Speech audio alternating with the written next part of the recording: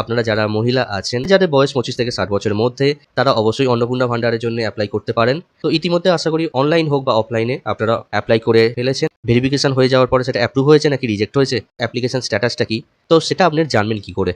তো আজকে এই বিষয়ে ভিডিওটা আপনাদের জন্য রইল।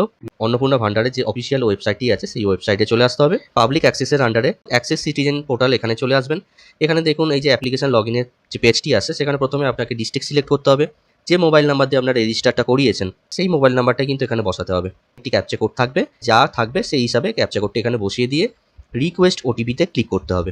যে 6 ডিজিটের ওটিপিটা আপনাদের ফোনে আসবে সেই ওটিপিটা এখানে বসিয়ে দেবেন। তারপর দেখুন ভেরিফাই অ্যান্ড কন্টিনিউ, এখানে ক্লিক করতে হবে। এখানে দেখুন family level data collection form একটি চলে আসবে, যে ফর্মটা আপনারা ইতিমধ্যে ফিল আপ করে রেখেছেন সেই অ্যাপ্লিকেশন।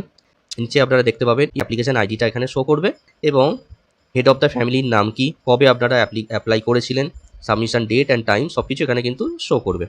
নতুন যে পয়েন্টটা এখানে অ্যাড হয়েছে সেটা হলো ডাউনলোড ফর্ম। এবার ডাউনলোড ফর্মেতে আপনারা ক্লিক করেতে দেখতে পাবেন আপনারা যে ফর্মটা ফিল আপ করেছেন সেটা কিন্তু সঠিক আছে কি না বেঠিক আছে।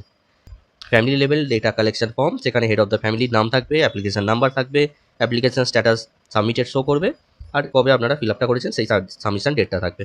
তারপরে এখানে ফ্যামিলি আইডেন্টি সমস্ত ডিটেলস, মানে head of the family details, তারপরে আপনাদের যে সমস্ত যতগুলো মেম্বার্স ছিল সমস্ত মেম্বারের ডিটেলস সব কিছু এখানে থাকছে। সেগুলো আপনারা প্রত্যেকটা পয়েন্ট এখানে ইন্ডিভিজুয়াল প্রত্যেকটা পয়েন্ট কিন্তু ভালো করে চেক করবেন। পরবর্তীকালে কিন্তু এখান থেকে আপনারা জানতে পারবেন এই অ্যাপ্লিকেশনটা অ্যাপ্রুভ হলো নাকি রিজেক্ট হলো।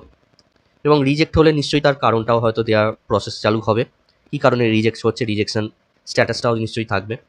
এবং সেটা পরবর্তীকালে কি আসবে না আসবে সেটা অবশ্যই আমরা সময়ের সাথে সাথে জানতে পারবো, দেখতে পারবো। তার জন্য অবশ্যই চোখ রাখতে হবে টেকনিক্যাল নিউজ ইউটিউব চ্যানেল।